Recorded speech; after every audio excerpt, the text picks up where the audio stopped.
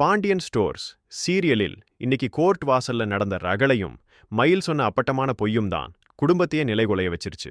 என்னையும் மாமாவையும் பிரிக்க பாக்குறாங்கன்னு மயில் நீதிபதி முன்னாடி கண்ணீர் விட்டப்போ சரவணன் நெஞ்சே உடைஞ்சிருச்சு. கோர்ட் வாசல்ல பழனி மாமா மயில பார்த்து பொங்கி எழுந்தது நியாயம்தான். யாருமா உனக்கு சித்தப்பா? ராணி மாதிரி தாங்கினாங்களே, அவங்கள இப்படி ஜெயில நிக்க வச்சிட்டியேன்னு அவர் கேட்ட ஒவ்வொரு கேள்வியும் சாட்டையடி. இங்க பாக்கியம் பண்ண சதி இருக்கே, முத்துவேல் சக்திவேல் கிட்ட போய் எங்களுக்காக சாட்சி சொல்லுங்கன்னு கூட்டு சேர்ந்தது பக்கா பிளான். ஆரம்பத்துல கோவப்பட்ட சக்திவேல் அப்புறம் எதிரி குடும்பத்தை பழிவாங்க இதுதான் சான்ஸ்னு சம்மதிச்சது வில்லத்தனம். நீதிபதி கூண்டுல ஏறின மயில் அம்மா பேச்ச கேட்டு அடுக்கடுக்கா போய் சொன்னா. புகுந்த வீட்ல என்ன அடிச்சு கொடுமைப்படுத்தினாங்க, அதனாலதான் என் குழந்தை அபார்ஷன் ஆச்சுன்னு சொன்னப்போ மொத்த கோர்ட்டும் உறைஞ்சு போச்சு. சரவணன் இவளை அடிச்சானா? தாங்க முடியாதுன்னு தெரிஞ்சும் இப்படி ஒரு பழியை எப்படி போட முடிஞ்சுது?